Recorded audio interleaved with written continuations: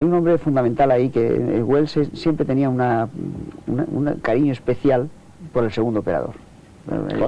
Maravilloso, porque el segundo operador eran sus ojos. Sus ojos, claro. Brazos. Y entonces, hace 2 meses o 3, en American Cinematography venía la muerte de Philip Lathrow, que después de esto ha sido operador de el fotógrafo de Chantaje contra la mujer de Blake Edwards, por ejemplo. Y el fotógrafo de Coppola, ha trabajado con todos los grandes en los últimos años. Y esto me decía, cuando se celebró el 50 aniversario de Ciudadano Kane, un número dedicado a la película, no sé qué cosas reconstruyeron, y Philip Lathrow decía: es curioso que después de tantísimos años que llevo en esto, que empecé de ayudante de cámara, todavía hay personas que me preguntan que cómo rodé el plano que inicia Touch of Evil. Es que yo creo que en la historia del cine hay un plano de inicio mítico que es Ciudadano Kane, igual que puede haber un plano de final mítico que es El tercer hombre. Esos son planos que siempre se han manejado como míticos, ¿no? Lo que pasa es que aquí hay una complejidad muy grande, porque lo que está contando son muchas cosas a la vez, con el arranque de la película. O sea, tú contabas cómo era esa novela, cómo empezaba, pero claro, el plano comparado con esto es un poliedro, claro, continuamente, que estás viendo una pareja de recién casados, otra pareja que va a pasar, estás en la frontera, estás en la línea que está dividiendo continuamente un mundo y otro mundo. Bueno, claro, es asombroso. El ritmo del plano y el ritmo de la música de Henry Mancini.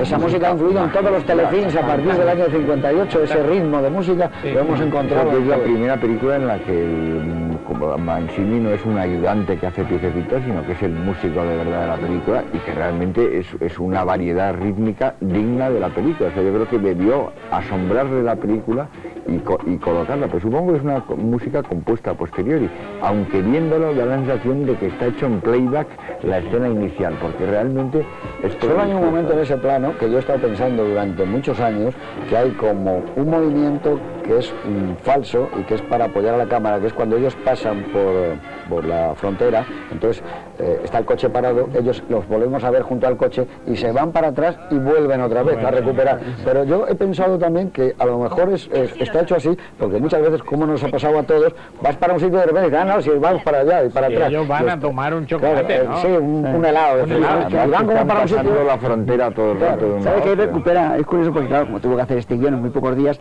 cuando el American Film Institute le dedicó el gran homenaje del 75, una cosa maravillosa, con la gran pega de que fue Frank Sinatra el que lo presentó como gran amigo, y fue también Sinatra el que, después de gastar $25.000 en El Quijote, no le dio más dinero para continuar, y además se lo reclamó.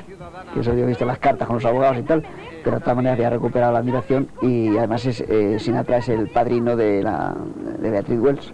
Entonces, Sinatra en esa noche hay cosas muy muy curiosas, que por ejemplo Wells defiende una teoría que luego... Pero ¿cuál sería el plano favorito? Y claro, todos vamos a decir el primer plano, pero además del primer plano, que se verá alguna que otra vez yo tengo un plano que es ese juego de ventana y puerta que existe entre Dennis Weaver como guardián nocturno y Anne Slade después de todo lo que ha pasado ahí dentro. Esa escena, ese juego que va y viene, que es muy de él y está rodado a gran velocidad, y un juego casi como un ballet, eso para mí es un momento maravilloso de la película. ¿Y tú, Miguel? Pues a mí el que más me gusta es el momento en que Pete Menzies, el policía amigo, mira por la ventana y ve que se está dejando seducir su amigo Quinlan por Grandi. Y como él sabe en realidad, porque yo estoy convencido de que él sabe que ha estado plantando pruebas y ha sido su colaborador en el poner pruebas falsas durante toda su carrera, se da cuenta de que esto va a llegar más lejos todavía, porque se está dejando embarcar por Grandi en la historia, que no va a hacerlo simplemente como hasta ahora por triunfar en su investigación, sino que el otro va a intentar utilizarlo en su campaña contra Vargas. Probablemente lo que él no intuya todavía es que encima va a matar a Grandi para utilizarlo en su favor. Pero a ese momento hay una cosa de patetismo, yo creo que es que se marca en ese instante el momento en el que ves que va a poder traicionarle después. Porque hay una cosa que es muy terrible, que se está, digamos, ayudando al bueno, pero al mismo tiempo traicionando al amigo. Y eso está sufriéndolo, lo mismo que lo sufre Quinlan cuando le mata. ¿Y para ti, Juan Miguel? Bueno, yo, aparte el plano de arranque de la película, que yo aconsejaría a los que hayan grabado la película que lo vuelvan a ver sin tener en cuenta los títulos de crédito, A mí me gusta particularmente precisamente por lo que he ido comentando a lo largo del coloquio, por su barroquismo, la muerte de Quinta Miró. Es decir, desde el momento en que Quinta Miró se sube al ventanuco para romper los cristales, en un gesto de enorme desesperación, el otro lo agarra, lo tira al suelo, toda esa planificación angustiosa hasta que lo estrangula me parece de una fuerza, de una velocidad, de una violencia que no ha sido superada por el cine moderno. ¡Déjenme! ¡Socorro!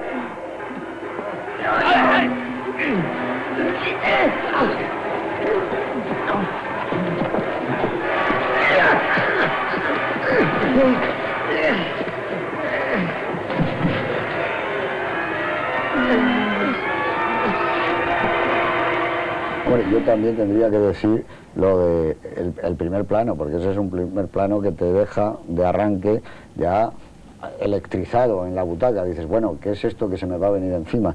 Y aprovecho para decir que la dirección de actores, como siempre, es portentosa, es decir, todos están. Josep Calleja está maravilloso en El amigo suyo, pero Charlton Heston está magnífico como Vargas, y Janet Leigh, y Quinta Miró, bueno, prácticamente todos. Pero a mí, probablemente después, esta noche cuando lo hemos visto ahora, otro día elegirías otro plano y dentro de 10 minutos otro, pero a mí hay un momento que es solo Orson Welles, que está con Quinta Miró, y cuando le dice, vamos a beber, y él dice, yo no bebo, y hace un gesto con la boca que sabes que sí bebe, que está bebiendo siempre, que jamás ha dejado de beber el personaje, Quinlan.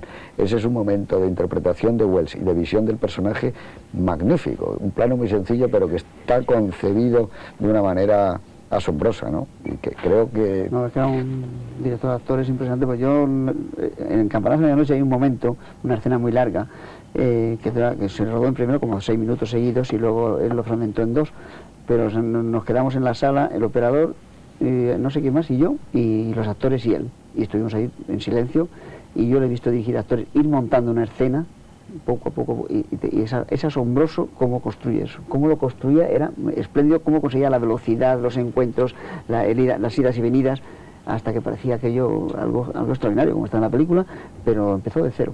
Lo ensayó y al día siguiente lo rodó entero. Y Charlton Heston, que de alguna manera tuvo que ver en sacar este proyecto adelante en Universal, también tuvo que ver en Mayor Dandy, ¿no? Con Pecky para sacar, que era un actor que lo ha acabado dirigiendo, y no ha seguido después de estas, no sé, de estas oportunidades de haber trabajado con grandes cineastas por esa línea, ¿no? Tuvo una cosa mala, es que como había hecho de Miguel Ángel, como había hecho de Moisés, como había eligió la Carol Reed, como había hecho una serie de cosas así grandes, grandiosos personajes, se negó a Welles, dijo, ya estoy cansado de estos personajes, y nos perdimos los españoles una película espléndida que tenía Welles preparadísima, que era Hernán Cortés.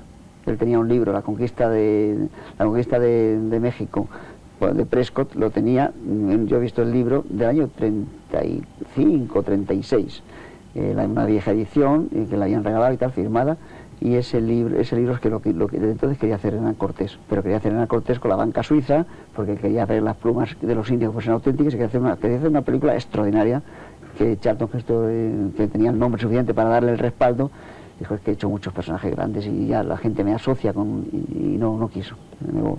Tendría que ver mucho, tú que has conocido, con Stroheim, cuando se decía que iba tan delante de su tiempo. Yo creo que es el equivalente, ¿no?, de los años. Pero él decía que no, realmente, 50. él decía que no en un sentido, que él nunca gastó mucho dinero. Es decir, el Kane no llega a $800.000. La más cara posiblemente fuese La dama de Shanghái, porque estuvo enferma Rita Hayworth mucho tiempo, pero los demás no. Campanar se hizo en $1 millón de dólares de ese tiempo, que eran 60 millones de pesetas. Es decir, que en ese momento, como nos decía hace unos días, cuando hemos estado hablando con Deborah Arquer y tal, le ofrecían 400.000 a ella por hacer 55 días en Pekín, o sea que realmente era un precio muy barato para esa película tan enorme y tan costosa. No era un hombre caro, él miraba mucho el ahorrar todo lo que fuese y que lo que se gastase estuviese en la pantalla.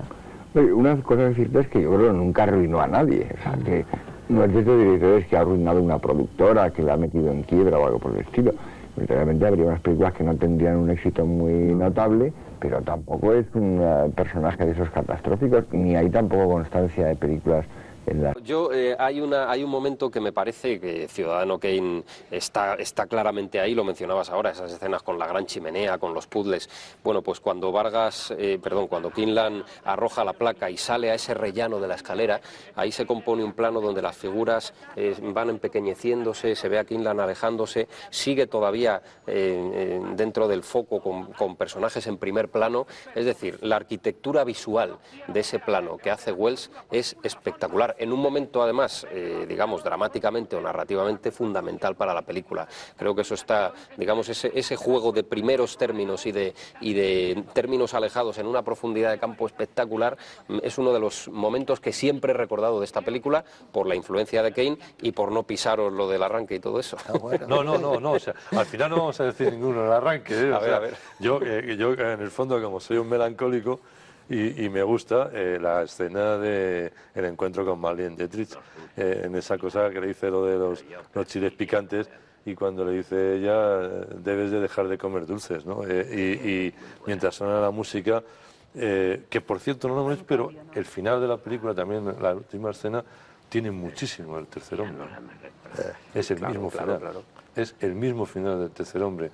Ella ha dicho la frase, en el tercer hombre no la dice, pero bastante lo dice cuando pasa de largo con Joseph Cotten. Y además viene desde allá. Y aquí ella ha dicho la frase, pero ella se va y es la misma escena. El tipo ha muerto, el malo ha muerto, el Harry Lime ha muerto, pero ella le sigue queriendo. Alida Bali, ¿te acuerdas? Que superaba a Joseph Cotten. Rolo se llamaba, ¿no? Es que decían que eso todo lo dirigió él. Sí, no, claro. Por lo menos lo inspiró. Las persecuciones por esta película cambias este pueblo mexicano por Viena y hay un ambiente muy semejante. A ver, tu momento favorito. A mí me gusta mucho ese plano secuencia en casa de Sánchez, que además hay una cosa, es decir, teóricamente mucho tiempo después, mucho tiempo por el reloj, que nos teníamos que ver olvidado de Sánchez, y cuando dice Sánchez ha confesado, era culpable, tenía razón, pues nos acordamos perfectamente. Es decir, ha pasado muchos personajes, ha pasado mucho tiempo, muchas cosas. Más de media película. Más de media película, y nos acordamos perfectamente porque está muy bien escogido. Es muy listo, hablando de sí mismo. Es decir, es un pobre hombre, pero claro, fíjate, yo soy muy buen vendedor de zapatos, pero con la hija de un rico, tal, lo hace muy bien. Y yo creo que engaña a todos menos a Quinlan, claro. Quinlan se lo ha cazado por instinto, ¿no?